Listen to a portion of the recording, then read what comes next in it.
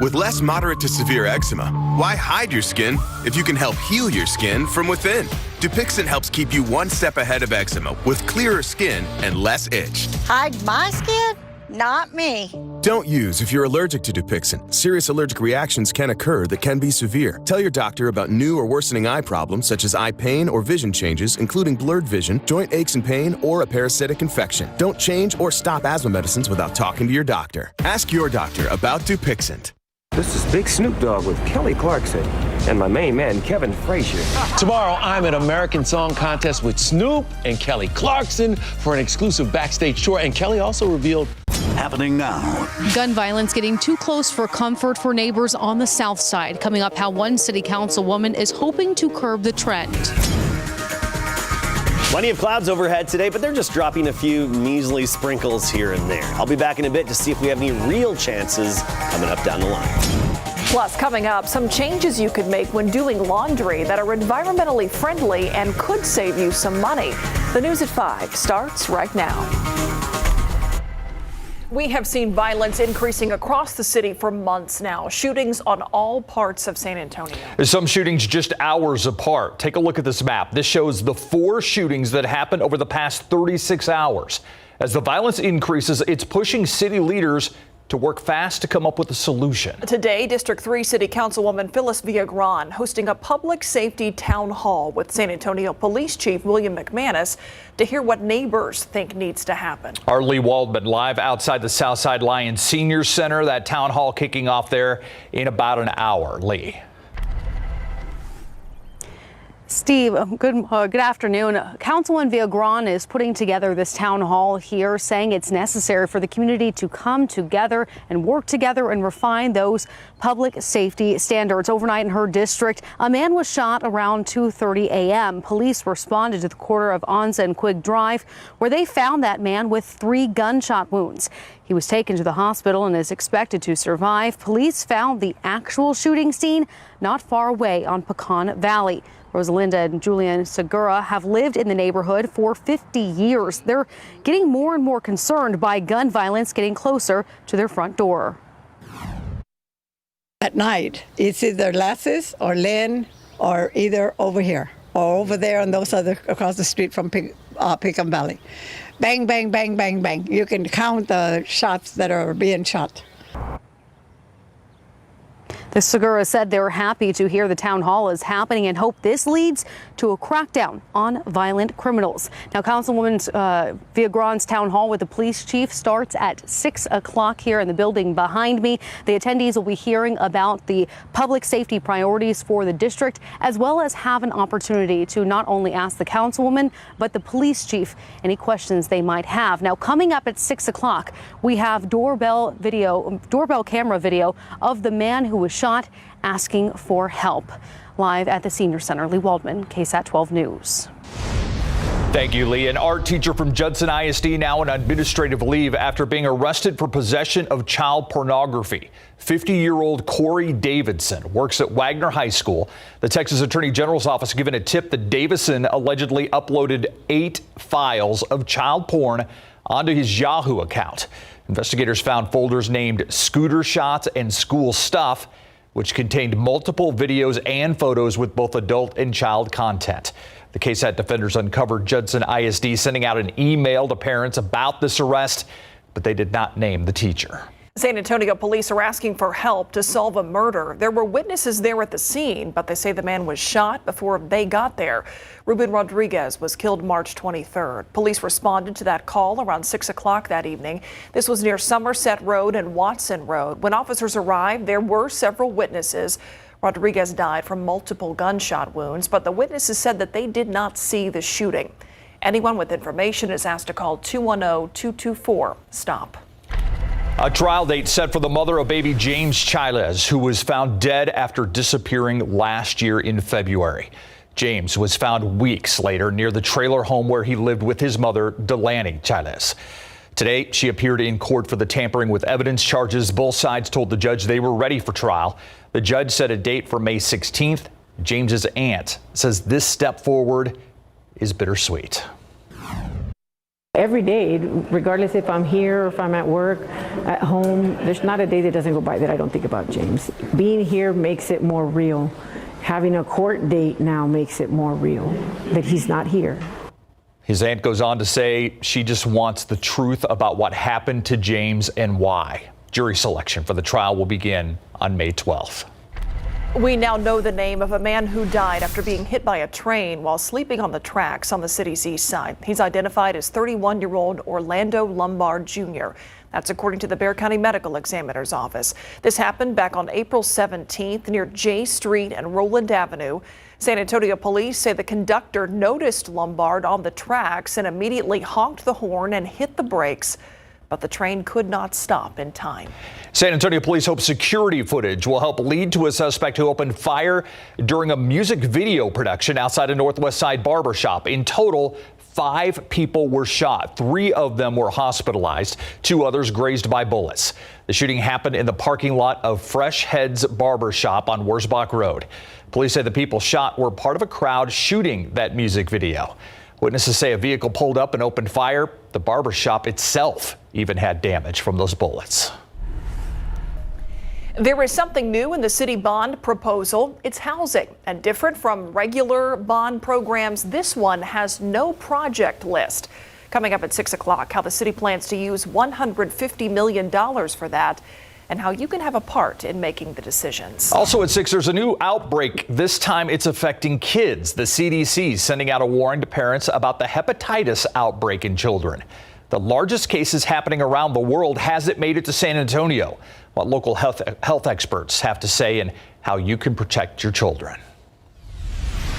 Now to the latest on the war in Ukraine. Russia engaging in a drastic economic escalation by cutting off supplies of natural gas to 2 members of NATO. All this as the United Nations Secretary General says a deal is in place to ease the humanitarian crisis in Mariupol. Although we've heard that before. ABC's Ika Jochi in Washington with more. More violence erupting in Ukraine. Explosions overnight in the coastal city of Odessa. ABC News confirming this video posted online showing smoke pouring into the sky after a strike on a bridge near the small town of Zatoka. Ukrainian officials say Russia is trying to cut off the southeast portion of Ukraine from the rest of the country.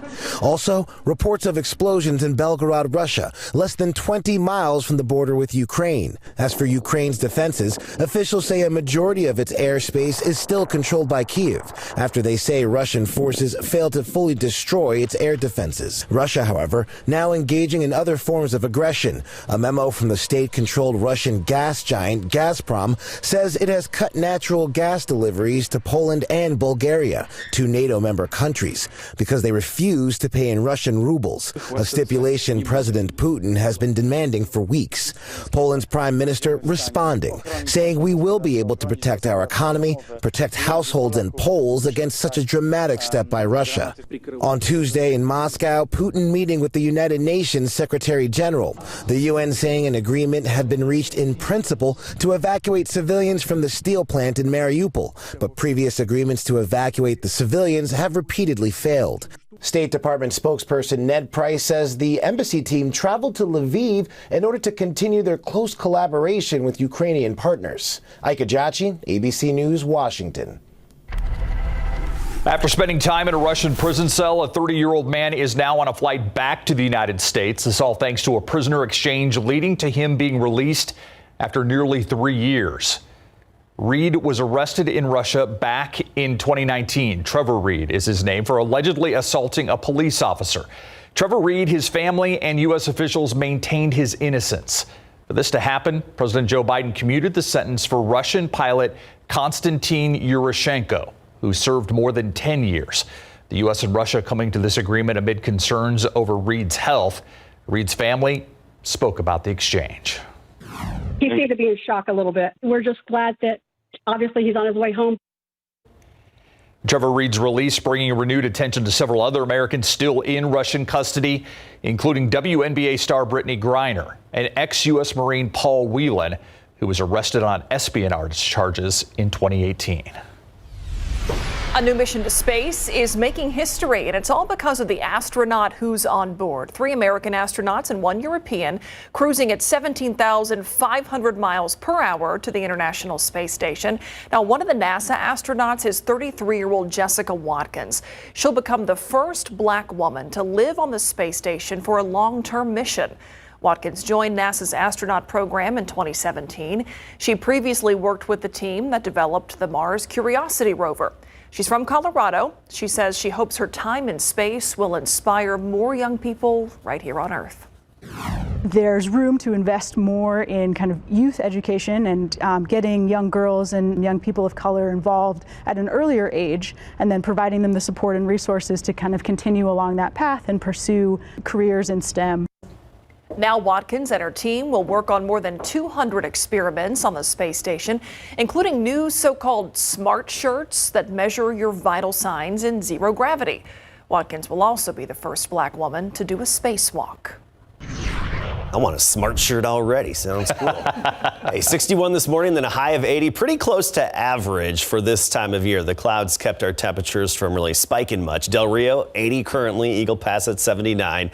82 Santa Maria. For the most part, mid-70s to right near 80 degrees, depending on your location. Bulverde, 77. Meanwhile, Canyon Lake, right now at 75. Very comfortable this evening. Mid-70s at 8 o'clock, 10 o'clock down to 72. Beautiful evening to spend some time outside, go for a long walk. A bit humid, but not oppressive. Dew points in the lower 60s and a southeasterly wind at 5 to 15 miles per hour. Plenty of cloud cover today, just only gave us a few sprinkles here and there. We will be back to talk about our next chance of showers and thunderstorms in just a bit. That actually comes this upcoming weekend, so I'll help time that out for you, talk about the odds, and we'll even take a look at the future cast to see how likely we are to see those in a bit, Myra. All right, thank you, Adam. Researchers say having one thing at home may help you cut down on those sugary drinks. It's simple. It's a water filter. Faith Abube explains how it could help you cut down on calories. Sugary beverages are one of the main sources of so-called empty calories. Experts say that reducing your intake of sugary beverages is an important step towards fighting obesity. A new CDC study found that a jug of filtered water may help play a role with helping cut down on those sugary drinks. Researchers surveyed over 4,000 adults and found that only about 1/3 drink filtered tap water at home. They also found that those with filtered tap water were 26% less likely to reach for sugary beverages. It's not clear whether those who bought a filter simply liked the taste of water more at baseline. But researchers are enthusiastic that promoting home water filtration may help the fight against obesity. And even if you don't have a water filter, stocking up on bottled water rather than sugary drinks can go a long way. With this Medical Minute, I'm Faith Abube, ABC News. A new health center opening up in Bulgaria. It aims to help the community's youth. Today, the ribbon cutting for the Azael Torres Health Center. It'll have full-time nursing staff to help with children who've experienced abuse, abandonment, or neglect, along with services for pregnant or parenting teens. Staff says the goal is to make sure kids in the area feel supported during their time of need. It's so important for our kids to have access to full behavioral health services, medical services, everything that they need to help them to heal from the trauma of the abuse that they've suffered. So having that nurse here will allow for them to have their needs met in the most holistic way. The center will also have telehealth opportunities with UT's School of Nursing to help give services quicker and limit travel. If you're looking for some ways to save some money, you might want to look to your laundry. What you can do now that doesn't require getting new appliances. And checking out traffic right now, this is 281 south at Loop 410 west, and you can see the usual slowdown on both the ramp from 281 to 410 and even on 410 itself, both the access road and Loop 410 as it heads towards McCullough. Getting backed up at this hour.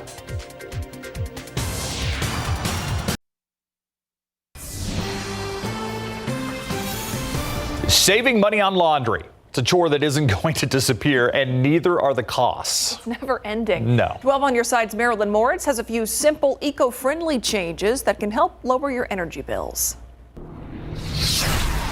We do let a little bit accumulate so that we're not just wasting water, wasting energy. When it comes to laundry, Veronica Yanez does less to save more. And I also use an HE washer and dryer. Consumer Reports says using a high-efficiency washer and dryer is one of the most impactful things you can do to reduce your energy bills. Front-load washers deliver when it comes to cleaning performance, and they use the least amount of water and energy. Among the best in Consumer Reports tests, this LG washing machine and matching dryer. Each costs about $800. If your machines are fine, there are still ways to save.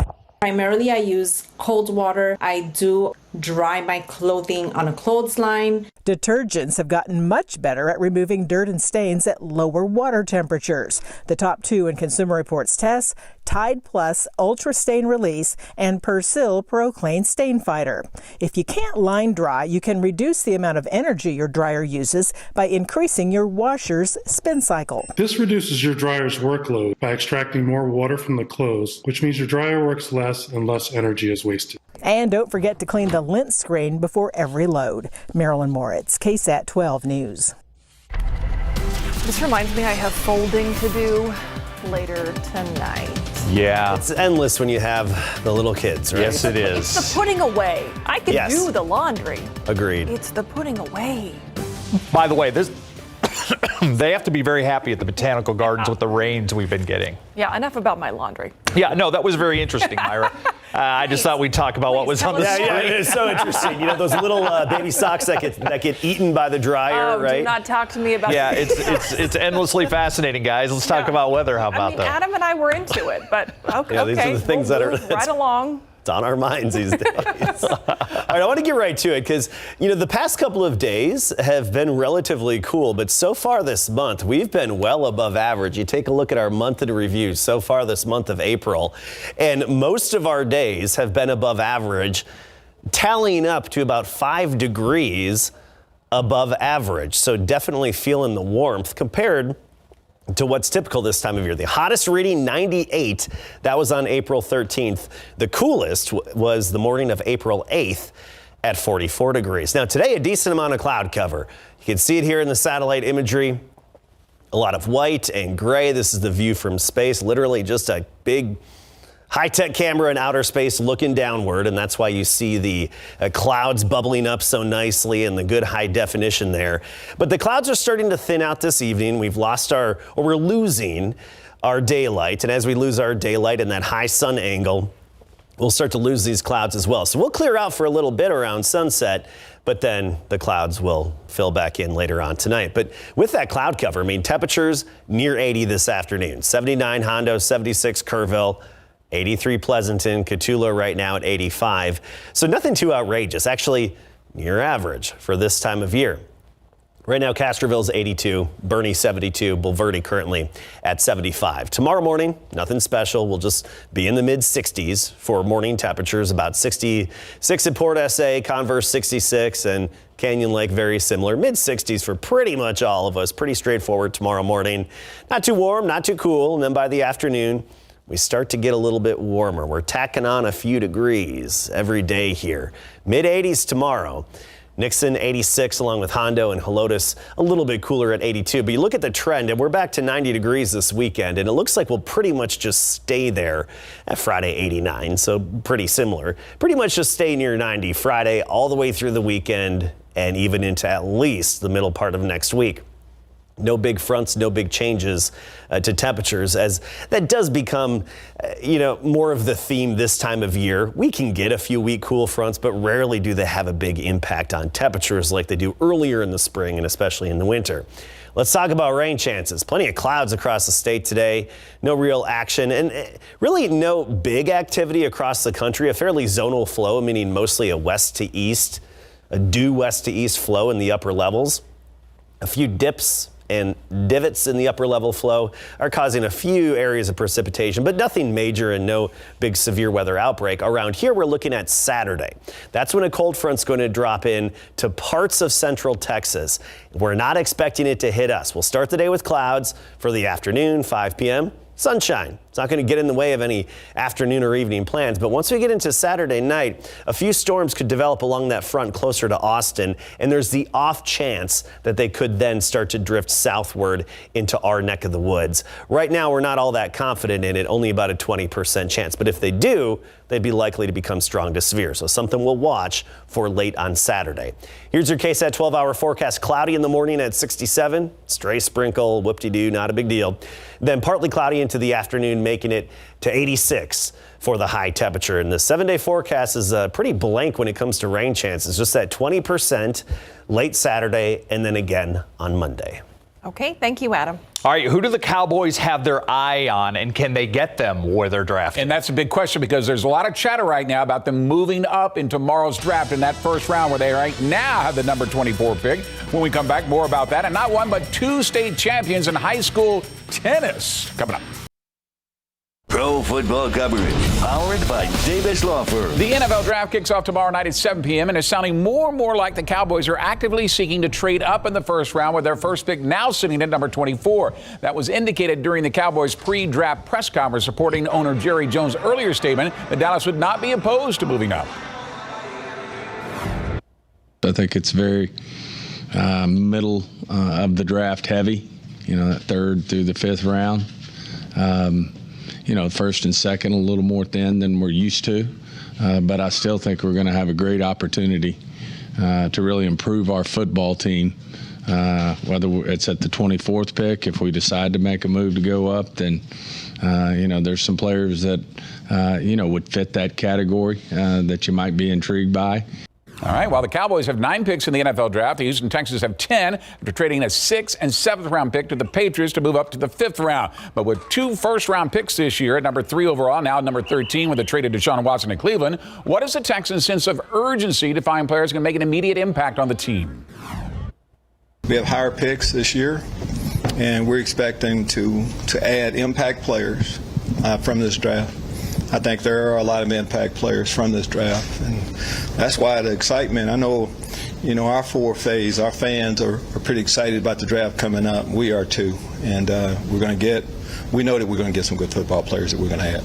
All right, the NFL draft starts in the first round tomorrow at 7, live right here on KSAT 12. Playing without Devin Booker for the 3rd straight game after he suffered a strained hamstring in Game 2 and coming off back-to-back losses in New Orleans, the Phoenix Suns knew someone would have to step up their game to turn this series around, and Mikal Bridges was just the man to do it on both sides of the ball. And get this, he played 47 of the 48 minutes of this win, scoring 31 points, blocking 4 shots, making a statement with 2 big-time dunks in the final minute of the 112-97 victory to take a 3-2 lead. Now can eliminate the Pelicans on Thursday. The UIL Boys State Tennis Tournament is underway with Reagan's Kyle Tortorica going up against Ian Urgaga of El Paso Coronado in today's 6A finals. And it was Kyle who took the state finals match and wins the state championship 7-5, 6-4. And in the 4A boys singles finals, Bernie's Justin Kauth facing against Zach Couch of Longview Spring Hill, and Justin wins the state title 6-3, 6-4. So not one state champion, but 2 state champions today. Congratulations. Awesome. Yeah. Thanks, Greg. We'll be right back. That is all our time. Thanks so much for watching the news at 5. World News up next. We'll see you back here at 6.